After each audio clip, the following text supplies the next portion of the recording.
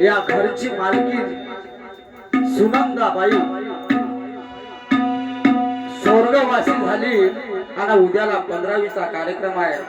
त्या निमित्त आज हा पूर्णाचा कार्यक्रम ठेवला आणि खरंच त्यांच्या मुलींनी सुनंदी यांना सांगितलं त्यामुळे ते तिचं राहणीमान तिचे संस्कार दिलेले मुलांना एवढे सुंदर होते आणि खरंच ते सुनंदाबाई आज आपल्यामध्ये त्याचं दुःख वाटत आहे।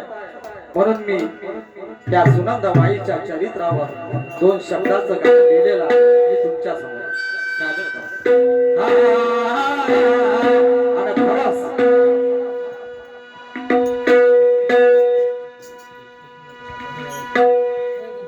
लहान्याचं मोठं केलं,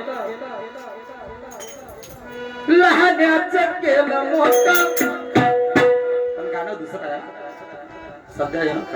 डावली जगण्याची वाट ते झिजली पायी पायी आणि खरंच लेकरासाठी ते एवढी झिजली।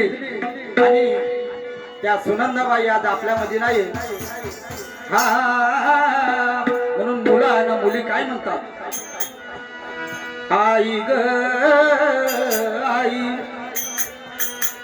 आई ग आता असं कोणाची करू आणि हा का कोणाले मारू, आई ग आता असं कोणाची करू हा का कोणाले मारू, आई ग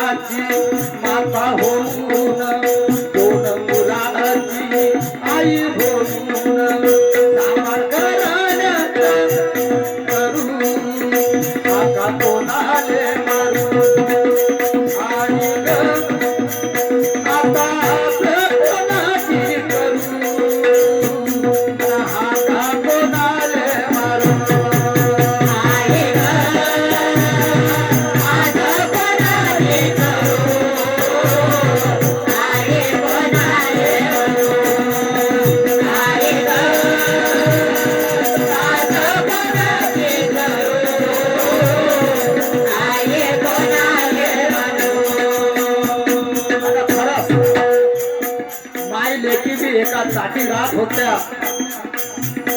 माय लेकीच्या गोष्टी ह्या प्रेमाच्या गोष्टी होत्या। माय लेकी एका ताटी मोठ्या प्रेमाच्या सांग गोष्टी, माय लेकी एका ताटी मोठ्या प्रेमाच्या सांग गोष्टी, आई ग आई ग आता असं कोणाची करू आता कोणाले मारू, आई ग आता असं कोणाची करू आता कोणाले मारू, आई ग असं कोणाले करू आई कोणाले मारू, आई ग असं कोणाची करू आई कोणाले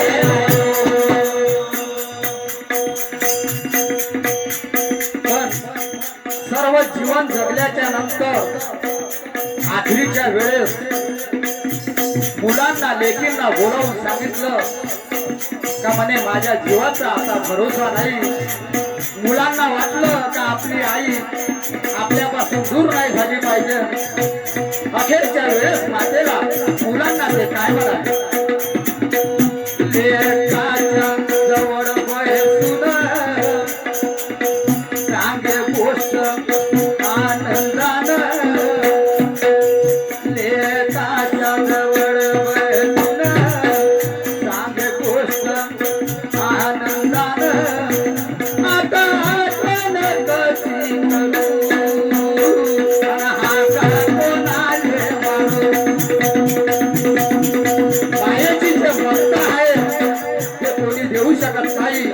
आणि खरंच माता स्वर्गाला गेल्याच्या नंतर मुलांना खूप त्या गोष्टीचा त्रास होते आणि मातेची ममता कुठून फेडू नाही शकत.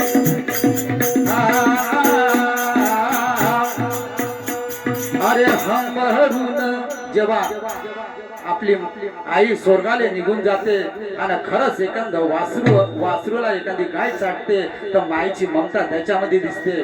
अरे हंबरून वासराला चाटत जेव्हा गाय तेव्हा मले तिच्यामध्ये दिसते माझी माय. दिसते माझी माय.